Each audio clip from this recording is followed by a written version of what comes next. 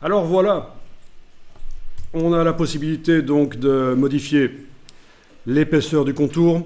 On va modifier la couleur du contour. Vous devez cliquer sur la case ici de premier plan et faire apparaître la case de contour en premier plan, je veux dire. Vous devez faire apparaître la case contour en premier plan en cliquant sur elle. Vous voyez, sinon, si on clique là, c'est le fond. Si on clique là, c'est le contour. Voilà, le contour doit être en avant-plan. Et on va aller chercher la couleur dans la palette nuancier.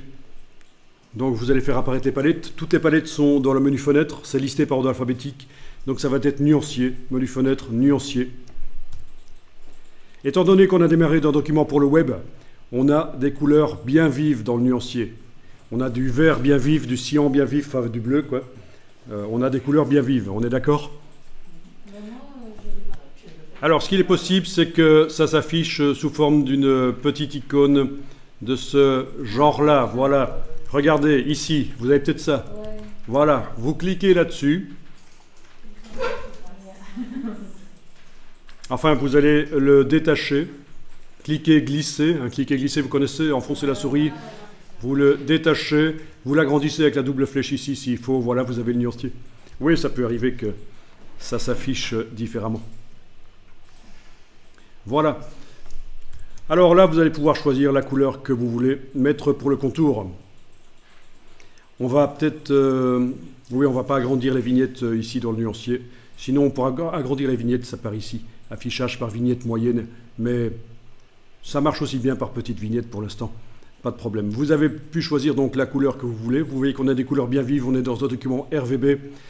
Et vous allez voir plus tard que quand on est dans un document pour l'impression, on a des couleurs vraiment beaucoup plus ternes, parce que à l'impression, on ne sait pas imprimer des couleurs vives, aussi vives que ça, en tout cas pas facilement.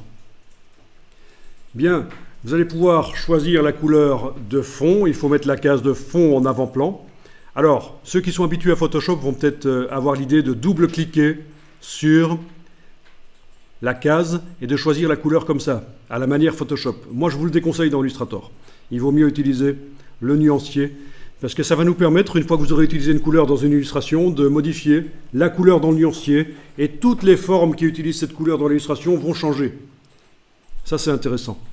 Alors que la manière de choisir la couleur en double-cliquant à la manière Photoshop, ça ne marche pas. Ça ne se met pas dans le nuancier tout de suite, il vaut mieux passer par le nuancier, c'est beaucoup plus puissant pour gérer les couleurs. Donc vous allez pouvoir choisir une couleur de fond pour votre document, voilà. Bien sûr, on peut mettre des dégradés, des motifs dedans. On va voir d'ailleurs, c'est une des choses qu'on verra aujourd'hui, comment faire des motifs dans Illustrator et aussi dans Photoshop.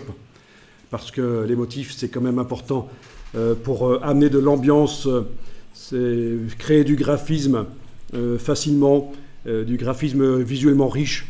Donc c'est intéressant.